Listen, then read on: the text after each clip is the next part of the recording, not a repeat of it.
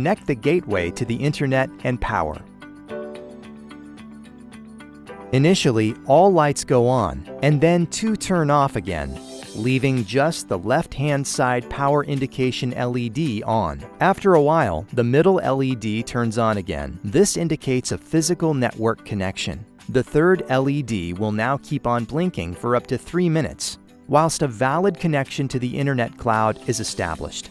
When this LED is permanently lit, connection to the cloud is established, and we are ready for commissioning.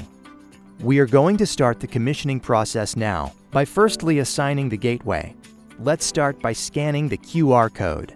As you will see, the QR code has scanned and the gateway is now connected. In case this process fails, there is an alternative method. The MAC address of the gateway can be manually entered.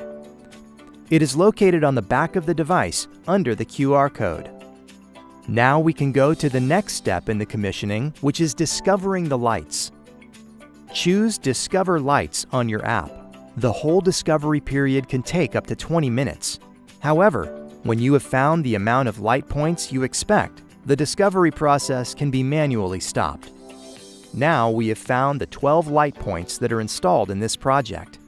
The next step is to assign the light points into logical groups. This particular site has downlights and panels, as well as a presentation space. Let's start by creating 2 groups, one named Downlights and the other named Panels.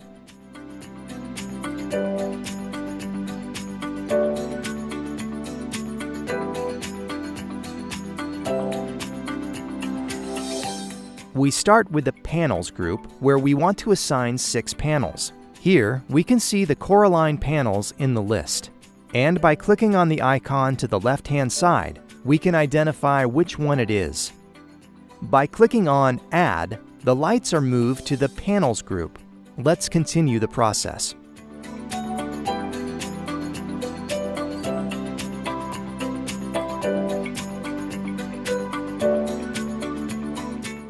Now we are going to assign the downlights to the downlight group. This group will contain the 6 Coraline downlights.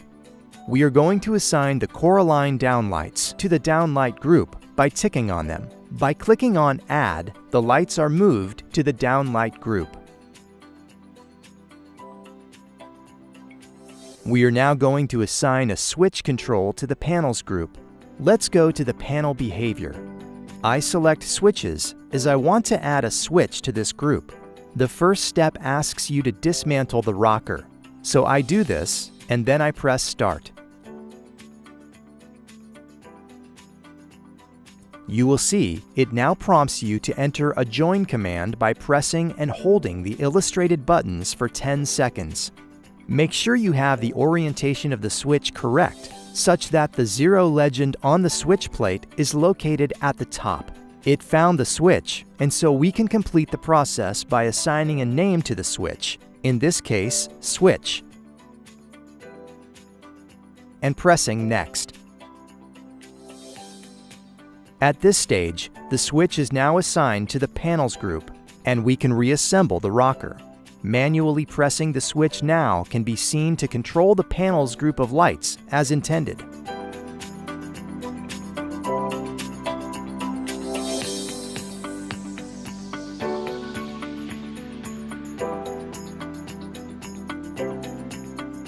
Now we are going to add a control to the Downlights group. Click Behavior and then choose Sensor this time. Click on Assign Sensor to Group, and you will now see clear instructions on how to progress. If it is a new sensor, remove the plastic battery tab from side of the sensor to activate the battery. Then press the button on the face of the sensor to start the search process. When the sensor is found, you can name it Sensor, in this case, and then clicking Add will add it to the group called Downlights.